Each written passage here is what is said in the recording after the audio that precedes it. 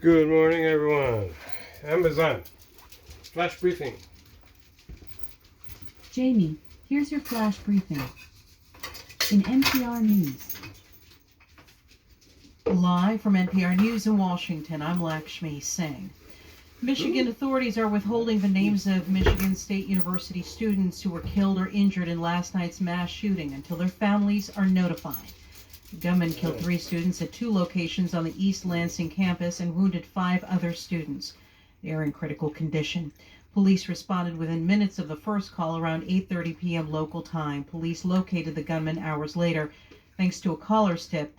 Colin Jackson of Michigan Radio says police released more details today. We know he was a 43-year-old male. Really? We know that a citizen called in after police released a picture last night around 11 o'clock or so after their 11 o'clock press conference.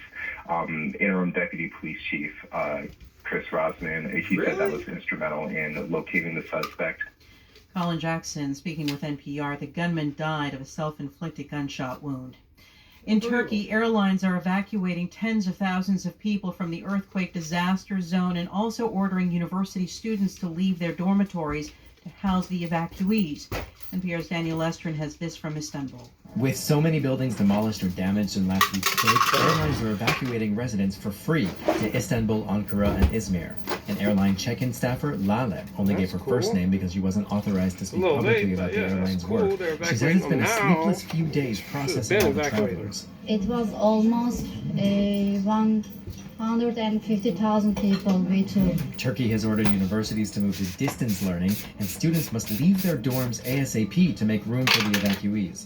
A few hundred students protested the move at Istanbul University, surrounded by riot police. It was a rare public demonstration against the government's handling of the crisis. Daniel Estrin, NPR News, Istanbul. Wow. Former South Carolina governor and ambassador to the United Nations, Nikki Haley, has made it official. She's running for president in 2024. NPR's Winter Johnston reports the Republican announced her candidacy this morning in a post on social media. In a message on Twitter, Haley called for a generational change for the Republican Party, adding that Washington has repeatedly failed the country.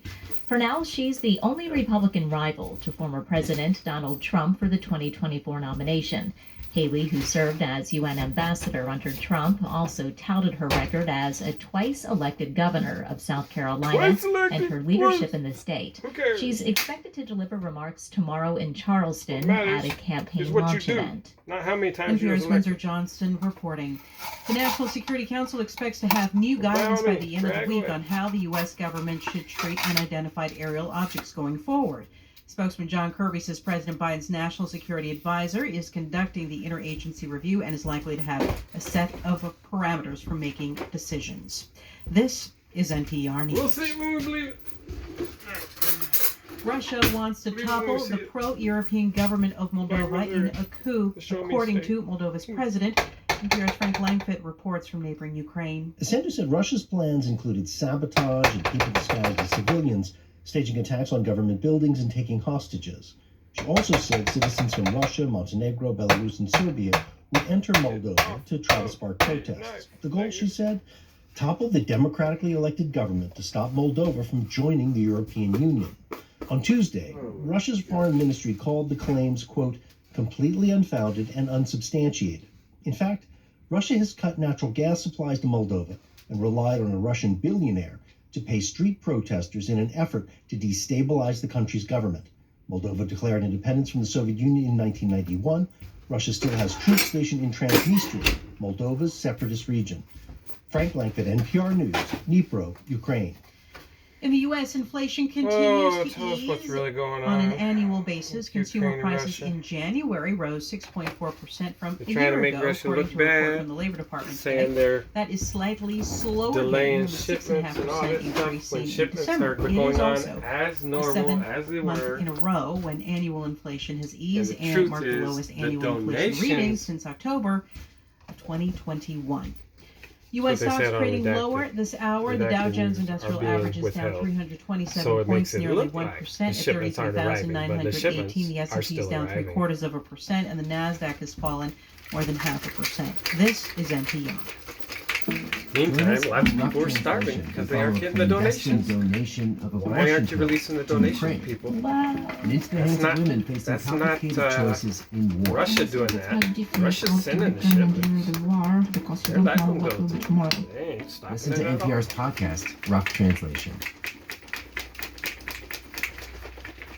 In NASA news, NASA and its international partners have approved the crew for Axiom Space's second private astronaut mission to the International Space Station, Axiom Mission 2 AX-2.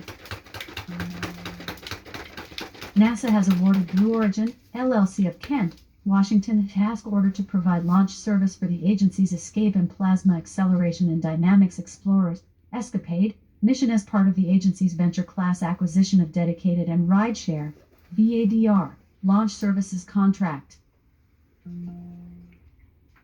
NASA is now seeking procurement ideas and solutions to encourage innovation from diverse perspectives, improve reach, reduce barriers, this one and tastes ultimately different, meet and exceed agency goals. Normally get the peanut butter chocolate, but this one's all chocolate. NASA has selected Navarro Research and Engineering Happy Incorporated Valentine's Day. of Oak Ridge, Tennessee, for the Environmental Compliance and Operations 3 ECO 3 contract, which provides environmental restoration program services and other support at the agency's White Sands Test Facility in Las Cruces, New Mexico. NASA has selected Autonomic Integra of Gaithersburg, Maryland, for specialized scientific support services to the Goddard Institute for Space Studies, GISS, in New York. In weather.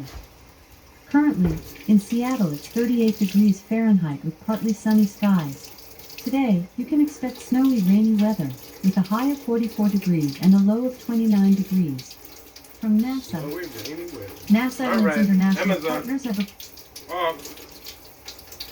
Amazon, tell us a joke. I once knew a peanut who wanted to be a teacher, so I recommended a job in macadamia. Crew for Axiom Space's second private Amazon. astronaut mission.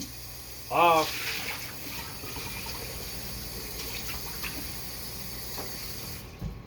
You once knew a peanut that wanted a job.